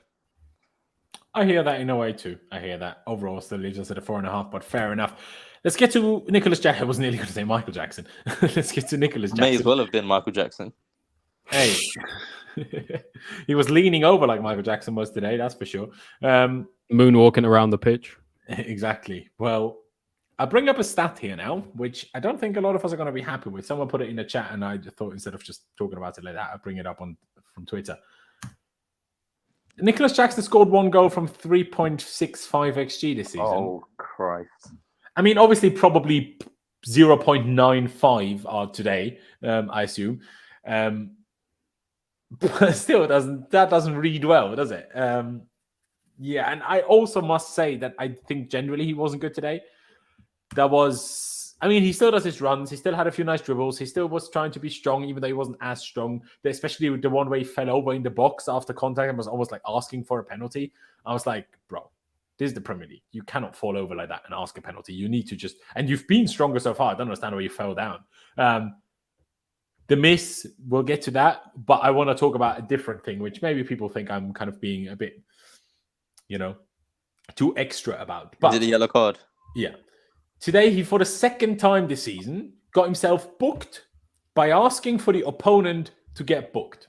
And sure, this is a new rule that the PGMOL introduced this season, that this is like going to be hardly gone against in terms of, you are not allowed to ask for a yellow card or whatever for the opponent. Otherwise, you will get sanctioned. You will get booked. Once that can happen, you're new, even though you joined early enough that he would have been present for whatever referee rule talking every club gets before the season. He was guaranteed present for that. Once is okay. But it cannot happen twice. And yes, it is a disgrace that Yates didn't get booked. I absolutely agree with him that I understand why he asked for it. A mistake made twice is a choice, for sure. Exactly. And if it happens once more, then he arguably should be dropped for it. I know we don't have another striker at the moment. Well, I mean, I don't know about that because if he gets 2 more yellow cards, he's suspended anyway, so he might be dropped without choice.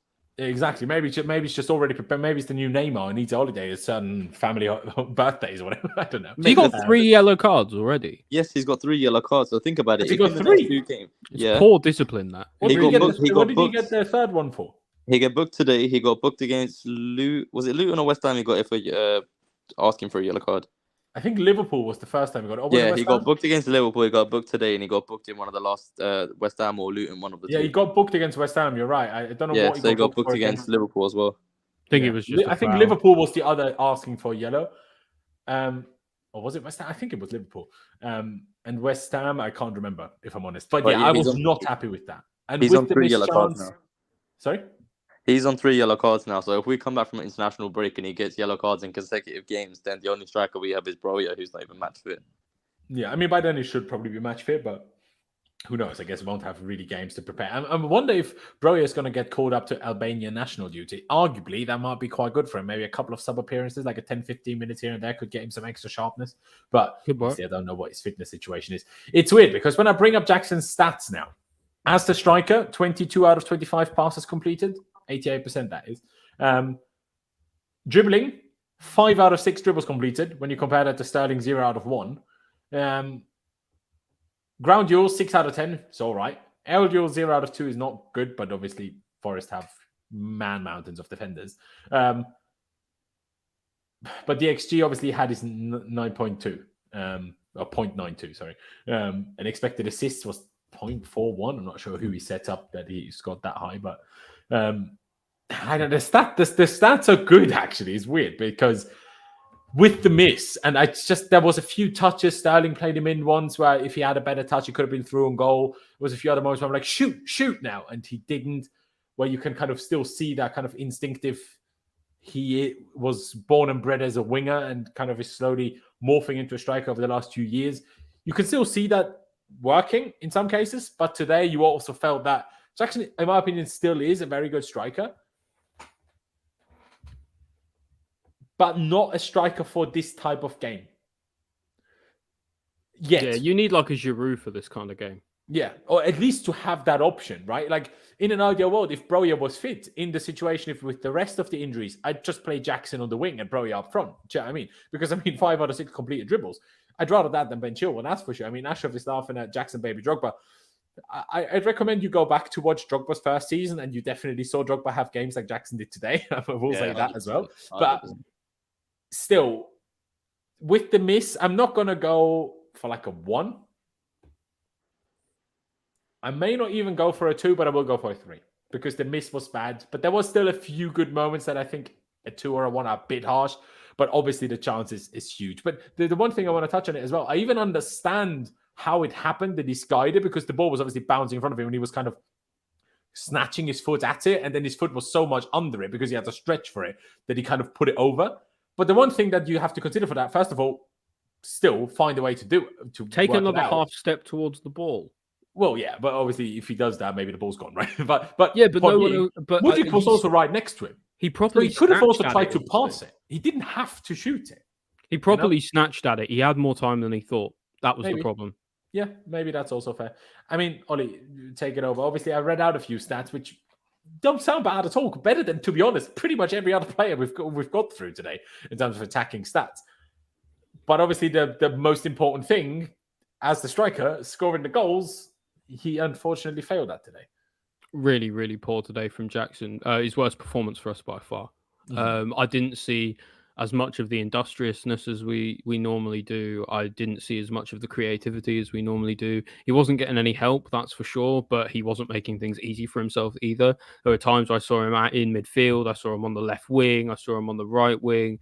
Like it seems that, clearly no one was helping him, so he was going to the ball rather than the ball coming to him.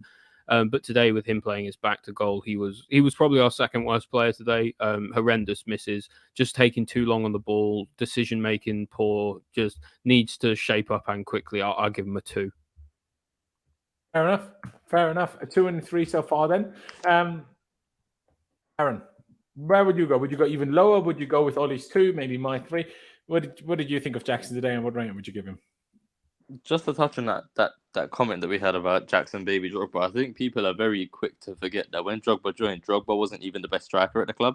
Adiga Johnson was the better striker at the club when Drogba joined, and then Drogba gradually grew into it as seasons went on and became the beast that he was. So when Drogba started, he still wasn't as good as people are making. Drogba was 25, 24 when we signed him, not 22. So it was not exactly like he was young and he didn't come in and hit the ground running. It took him a season or two to really get into his stride. So I think the laughing at that kind of comparison is a bit stupid because it's been 4 league games and 1 cup game, so we can't really sit here and have a piss and a joke about 5 competitive games of football, albeit we saw in pre-season how good he can be. But again, pre-season, a lot of the times people say you can't really judge too much on that. And yeah, I mean, judging by pre-season, Ross Barkley's basically prime Kaka, but yeah, exactly, and that's the thing. Like the form that we saw in pre-season isn't carrying over into the league season, which is slightly concerning because you see it and you think you're more than capable of actually being an actual beast and you know where the goal is, but for whatever reason, so far once the season started, it hasn't translated. But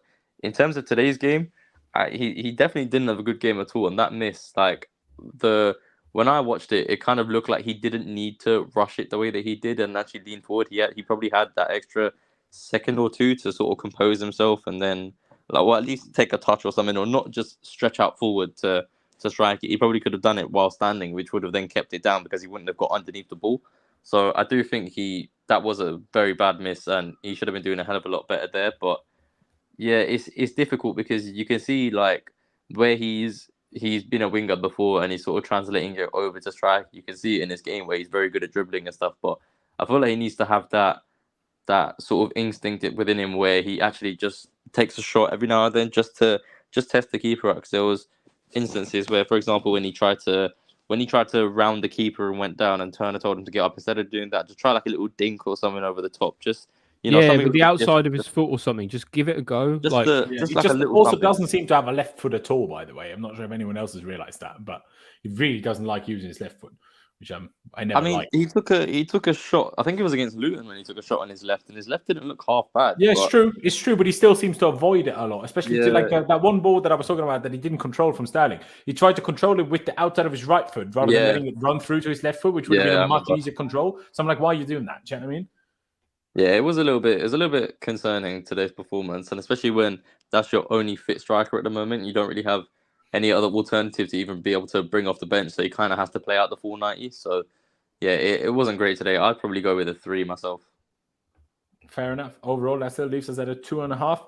And we go on and move on to the subs. The subs obviously were Madueke coming on for Ben Chilwell, and then Sterling moving over to the left-hand side, and Cole Palmer making his Chelsea debut coming off the bench.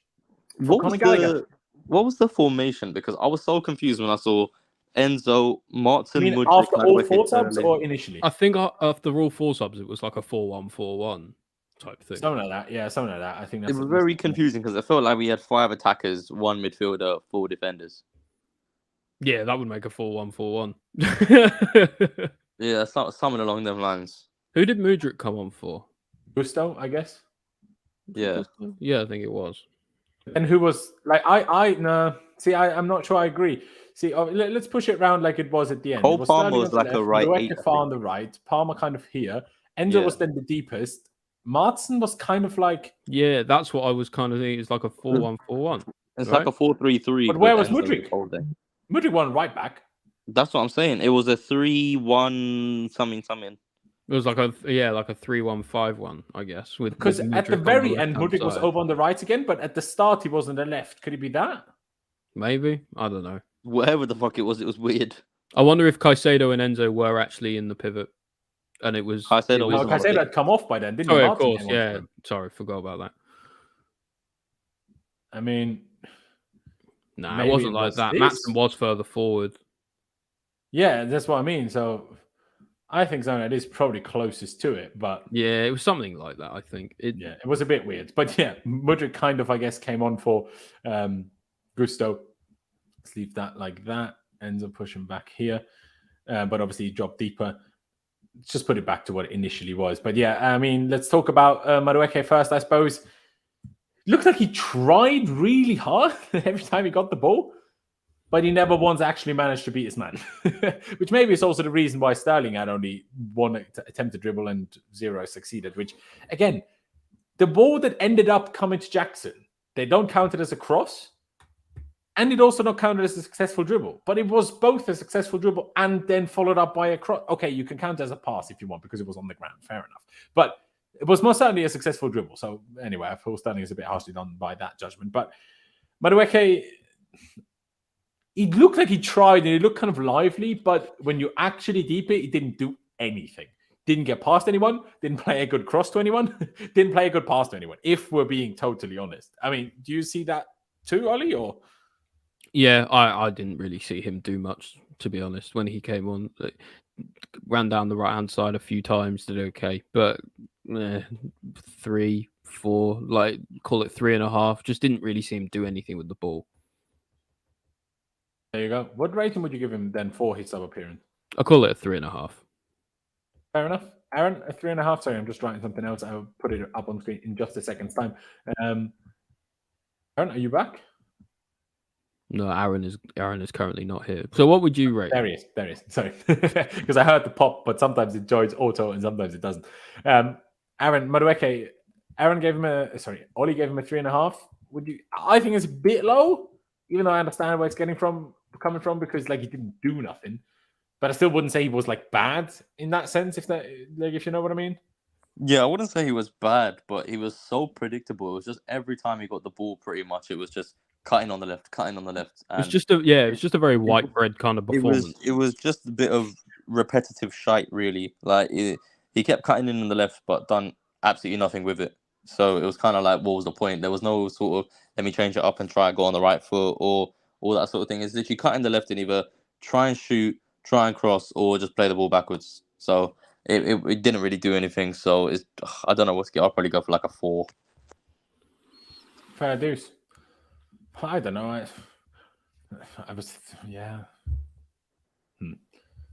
I'd probably go like 4.5, which maybe to make it a bit nice and give us an overall 4. But hey, let's take it to Cole Palmer then. Debut for Chelsea. Didn't look bad. Didn't look great. I mean, 85% pass accuracy. To be honest, in the fact that he played only 28 minutes, sorry. What is that, plus injury time? I guess there was a lot of that. But still, 28 out of 33 passes, pretty good. Successful dribbles, 3 out of 4. Didn't see those, I'll be honest. Played a couple of good passes, but obviously I'm not going to be harsh. I'm always tempted to give him an NA because I don't really know what to judge it as, but he's had 1 day of training with the group. It's going to be difficult, especially in a game like this when the opponent is sitting super deep and you're coming late on in the hope that you can change the game. Unless he does something on his own in terms of shooting or like whatever, like a solo, it's difficult to really how you're going to have the understanding with teammates that you've had 1 training session with when the opponent has 10 men behind the ball, 11 men behind the ball. It's difficult. But I still think it was kind of better than Madueke. Was he enough to get a 6? Like as a sub, because obviously he only had a few minutes.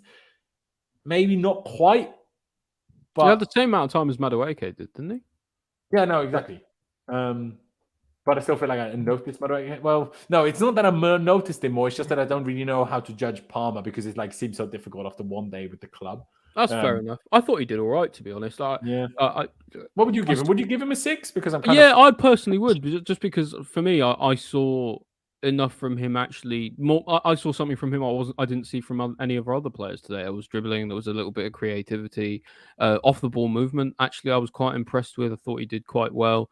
A few times he could have sort of driven or had a shot, but he instead sort of elected to take the sort of safer ball. Needs to take more risks. But like you say, hard to judge after one game. But I thought he looked pretty good. I must say, I thought his close control as well was pretty good.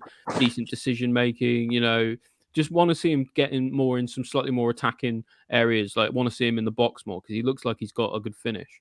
Yeah, no, I agree with that, and I think obviously it was due to the circumstances of the result and the formation, especially the second subs, like 10-15 minutes after the first one, kind of changing it again took him even further away from the box because he kind of played like an 8, like we touched on.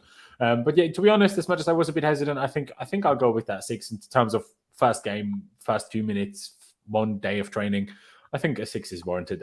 Aaron, would you agree with that, or what did you think of Cole Palmer? I'd probably go NA if I could, just because didn't really. It's difficult. He's had 1 day of training, so I feel like it's very harsh to make a judgment after 1 training session. Do you know what I mean? It's kind of difficult, and I feel like after my Brennan Johnson comment, it's kind of hard for me to be impartial here. So I don't know. I feel probably, even though he played the same amount as Madueke, I think because he's only had the 1 training session, I'd probably go NA. But if not, then I'll just go along with whatever you guys say. No, fair dues. If you want to get an A, we'll just go with what Alan Ollie went for. Yeah, That's absolutely fine. I don't think Brennan Johnson would have done any better, so it's all right. I agree with that part. I'm with you there.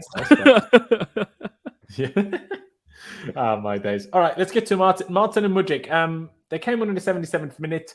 Obviously, a lot of time wasting for Forest. Now, we can still talk about Mudryk in particular because I feel like there was more to talk about with him than there was with Martin. Martin kind of had one cross, and that was kind of a bad cross. So otherwise, I didn't really see or notice anything from him. Are you boys in agreement with it? I mean, Aaron, no, he's good for me. Yeah, Martin is definitely NA. Yeah. Fair. Good. But Mudryk, however, Jesus Christ. Oh, Mudryk. We have to. Are you boys thinking he was that bad again? Are you going to tell me that when he then ran back, obviously then he got marked off by the touchline. That was bad. I'm so happy. Ran back and then in the end chased back. Great. That was not his fault. I know. I don't know if it was Sterling or Madueke next to him. I don't know which one of the two it was. One of them. Ukraine Bolt saved us. They should have taken that ball. Like Mudryk controlled it from coming out of the air, and then it wasn't the greatest control. I will say that. But that should not have been him chasing after that. That should have been there was a Chelsea player still closer. And if they weren't flat-footed, they would have got to that ball and we could have kept the attack on. But at least he chased back, initially stopped the attack, but then got mucked off really bad, unfortunately. But yeah, I mean, we'll probably overall still give him an A, I guess. But no. No, wouldn't you not? Okay, fair enough. No. He's still in an A because it wasn't enough time. He can definitely have the NA, but there is a lot to be discussed. No, that's what I mean. We can definitely say a lot. But if I wanted to give him a score, it would be the equivalent of 1.5. He was gash. He was absolutely terrible.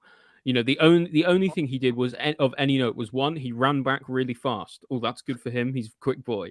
The other thing he didn't tear his hamstring as well. That's good. The other thing is he smacked the ball from 40 yards into Yates' head, and that's all he did basically. Every time he tried to do absolutely anything, he just fucked it up. I'll be honest. Did he have the chance to do anything? Yeah, he did. He had the ball on the right hand side quite often. For me, I need to see more from him. I'm losing my patience with him quickly. Fair dues. I mean, how many touches did he have? 15 touches. I feel like 15 touches is a bit harsh to be so critical. I don't know. 15 touches is very few touches. Do you know what I mean? To really do much with. Well, then it shows how poor he was with those touches that we really noticed how poor he was. Okay, yeah. I mean, I guess that's also a way of looking at it. Fair play. I don't know. It just seems like he's an expensive player. You bring him on with 10 minutes to go. There was no winning from that. There was no winning that was going to come from that. There was a chance to create something or look exciting or do something. He did nothing. He did. No, I agree. It's a chance, but looking at the game, looking how the team I'm not expecting him to come out and change. It's never going to happen. You could have brought Eden Hazard on and nothing would have happened. I agree. I'm not expecting him to come on and change the game, but I'm expecting to see much better in terms of a performance, even in a 10-minute cameo than we saw. It was really poor. Completely. I agree with But that. the thing is, I think it's not his fault partially because I just think he needs game time. And that's what makes playing Chilwell off the left wing even more bizarre for me. Yeah, exactly. It's a weird one, isn't it? And I'll let you speak about your problems with him in a second, Aaron. I touched on it yesterday in the previous stream or deadline day stream a little bit, but Pochettino spoke very interestingly in the press conference yesterday about Mudryk, and I'm not sure if you guys saw quotes or heard about this, but obviously this injury now, and he's back in training now and was able to at least come off the bench today. But Poch said that he kind of had a few injury niggling problems all summer because obviously he had that injury that he had in the under-21s Euros where he couldn't play until the last 2 games of Ukraine's campaign. Then he came back, was part of preseason for the whole way. But if you remember back to preseason, there was games when all of a sudden he didn't start and didn't even come on in the second half. And we were all a little bit confused. Everyone was like, yeah, okay, we have too many players to play all of them. But still, it was kind of, you're like, why wouldn't you use him? But then Poch, like I say, was touching on he had just problems consistently being fit and kind of then therefore getting confidence both in his body and everything else. And I said yesterday, well, maybe he's just in the gym a bit too much then. Because I swear I see some sort of Instagram story of or with him lifting some sort of weight all the time. So this guy just deadlifts all the fucking time. Exactly. This guy's a professional gym rat. He's not a footballer, man. That's what it feels like. Yeah, it's a weird one. Aaron, tell me what you felt about Mudryk, and then just before you head off, I'll ask your Poch rating. Bro, I can't lie. That I'm not being funny. If Anthony Elanga is making you look like a clown, then you know you have issues. Like, I don't know what he was trying to do. It's like he was like, oh yeah, now the defenders should be back, so now I'm not going to try anymore. Between him and Madueke, I don't know what was going through their heads, but Anthony Elanga was 1 against 2 and managed to not only cut it or do like a drag back to get past Madueke, he then tapped it past Mudryk and just sprinted. And one thing Mudryk's meant to be good at is sprinting, and he couldn't even just turn and sprint. Like, it was, oh shit, what a goal from Brighton. Yeah, it was Evan Ferguson brace. What a striker who can finish. Can't wait for us to try to sign him for 150 million next summer.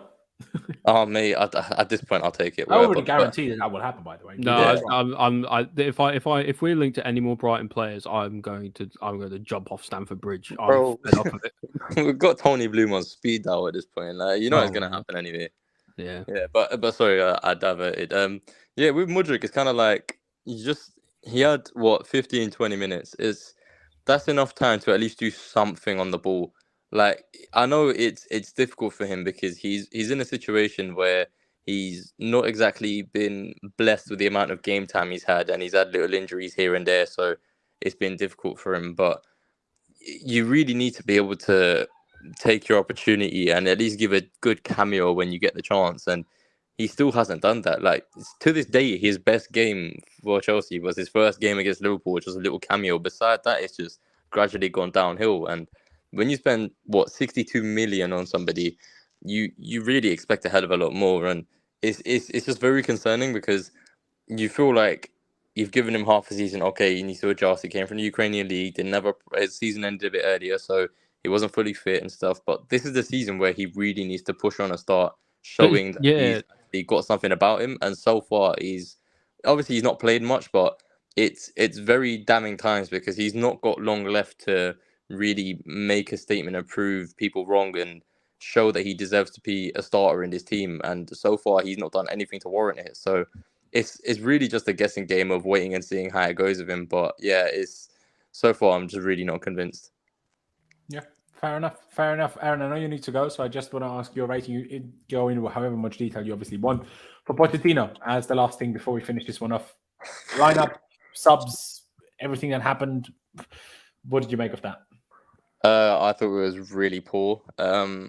Okay, cool. The lineup is the same as Luton. If you felt it worked then no problem in using it again. But when you get to half time and you can see it is clearly not working, that is your time to make your adjustments. And whether that's changed the system, whether that's changed personnel, whatever, you have to then make those changes, be proactive. And the fact that he could do it in the cup against Wimbledon to really change the course of the game, but you can see the game is not going your way at all against Forest. You're at home. It's a league game, so you need the 3 points. And you don't change the system. You don't change any personnel. And then 3 minutes later, you go behind. And it takes you a while to then get your subs on, get Madueke and Palmer on, and then eventually get Martin and Mudryk on. And it's kind of like you need to be a hell of a lot more proactive. If you're going to make the wrong decisions, you need to be a lot more proactive in changing that and actually affecting the course of the game. So for me, I'd probably go with like a 2-3. I don't think it was good at all. I think he really needs to look at himself about today's performance, because from the get-go the system was just wrong, and I feel like he needs to now understand that this system is not it, and hopefully when we come back from international break he can change that, go to a flat back four and actually have some more attacking impetus in the team and not just have two people up there with one hugging the touchline and the other being isolated in the middle. I mean, after international break, it's going to be interesting anyway. There was reports that Reece, Badiashile, Broja, and Chalobah will have limited impact on this, but still, Broja, Reece, and Badiashile coming back could have an impact on the team, I guess. But with the way Pochettino prepares players, in terms of their conditioning and stuff, they probably won't play until Christmas anyway. Exactly, and I guarantee one thing: Belgium will call Lavia up. So will that be in Poch's favor of building him up? Or, I mean, maybe he'll get some games for Belgium, which could help him become match sharp, but who knows? Aaron, appreciate you very much. Have a good rest of your day. Thank you for turning up after such a miserable one. But yeah, have a good day, mate, and we'll chat to you soon. Cheers, boys. Thank you. Take care. Have a good one. Cheers. Take care, mate. Ollie, 2 or 3. I'll probably take it as 2.5 in the end. What did you make of Pochettino? And I want to just say one thing that maybe you can then also touch on. The biggest concern for me was, yeah, sure, you can talk about the lineup. We touched on that plenty. We also talked about the subs. Could they have been earlier? Absolutely. Do we know the details though? Was Madueke realistically did the doctor say he shouldn't play more than half an hour, so he brought him on after 62? I don't know. But Cole Palmer, I mean, he seems fit. So he could have, if he can come on after 62, he can come on after 45. But obviously, because the goal happened 3 minutes after the break, even if Poch did make any tactical changes, we wouldn't have noticed them yet. So it's kind of a difficult one. But my issue with the whole thing was how extremely slow everything was today. There was no urgency. That was the thing. Like we were driving towards the, we only seemed to like gain any urgency once we realised, flipping out, we might actually lose this. And there's only 8 minutes left in stoppage time. It was like the 84th minute, and you've got like Caicedo's jogging up. You've got Disasi like walking with the ball up to the halfway line. It's like, what are we doing? We need to play with some speed and some pace and some haste. You know that moment that we touched on with Mudryk, when Mudryk and Madueke looked like silly. When we then won the ball back, it took us like 30 seconds to get the ball in your opponent's half again. Yeah. It was a joke. I don't understand, especially in a like, because Pochettino is helping us to play more vertically. So play vertically, if you just got to bang it over the top to the striker, do it. If you got to knock it down the line on a long ball or a long diagonal, do it. Even if I know we're playing in a low block, but it just felt like they stifled us so much, and we just refused to play with any speed until the last sort of 10 minutes of the game. It just made absolutely no sense to me today. For me, Pochettino got it all wrong, and he continues to get it all wrong with this ridiculous formation and ridiculous experiment with Chilwell at left wing, which needs to end. For me, Pochettino gets a 0. And Ferguson hat-trick, by the way. Wow, that's incredible. Poch for me gets a 0, and he will continue from me to get a 0 until he changes this formation, because until then he's actively harming us in games. That's all we can say. Fair enough. Well, I think about my rating now. It's like exactly like you touched on, like so slow, so lethargic, so no urgency. No, I mean, obviously it's difficult to press a team that doesn't want to have the ball. I'm aware of that, but it still seems like when they had the ball, we weren't really chasing it. Like I touched on it with Caicedo, but it wasn't just him. Other than Gallagher, no one seemed to, and maybe Jackson at times, but he didn't do it as much as in other games either. And like, surely it can't have just been like, some of these guys didn't even play against Wimbledon, right? Like some of them came on second half, sure, but by the end, it literally just seemed like the only hope they had was give the ball to Enzo and hope he does something. Like that's literally all they did. It's just mind-blowing. And last season, because it's just the players, you know what I mean? But it's a whole set of new players. Like, look at this team that played today. Other than Ben Chilwell and Raheem Sterling, none of these players were here before January. Oh, and Thiago Silva, of course. None of them. Not one of them. And like, you can't just say, it's the players now. Well, if it's the players, well, then we scouted badly again because we didn't scout properly for effort once more, which wouldn't be surprising either, I will be honest. But I'm like, well, especially the type of coach Poch is, I'm like, how can it happen? How can you allow them to be slow and lethargic in the fourth game of the season? I agree. Is that possible? The only thing I can think of is we're just not fit enough yet. Like, we're not ready to play an intense game. All we did is train for 3 months. I know, and maybe that's an indictment about how poor the fitness and stuff was last season, but just something isn't working, something is not clicking right now, and we really need to sort it out, because lose too many games like this game, like the game we had against West Ham, now this game against Forest, both, games that we really should have won. If we're not picking up points in those games, we're going to have a real struggle this season, and it won't. And, if we continue to lose games like this, you can forget top 6, you can forget top 10. If we continue playing like that, it'll be absolutely no different from last season. And Pochettino really needs to pull his finger out and sort it out. Absolutely. And one last thing I want to say, I'm not having what he said after the game. It's like, we needed to be more mature. Well, no, that's not an excuse for you to have, Mr. Pochettino. You signed up for the project. So I was going to say, bring the maturity. You're the coach. You do it. Exactly that, number one. And number two, don't tell me like he did in the press conference yesterday, once the injured players are back, you'll see how good the team is. No, mate. Make them good now. And I'm not saying we need to be good enough to beat Man City. I'm not saying we need to be good enough to win away at St. James's Park or at Anfield or Old Trafford. I'm not necessarily expecting that as of right now. But I'm expecting us to be good enough to beat Forest at home. Yeah.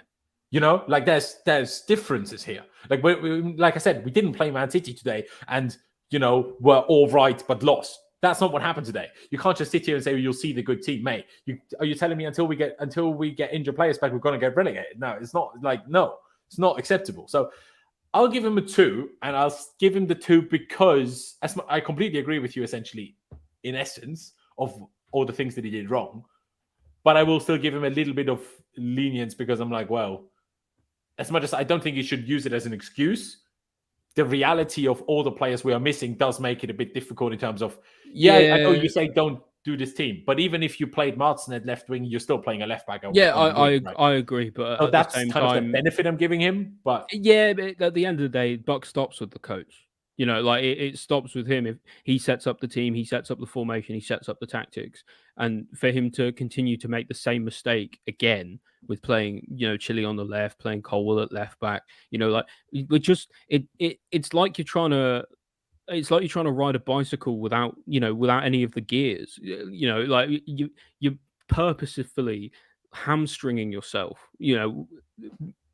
For having for having better performances.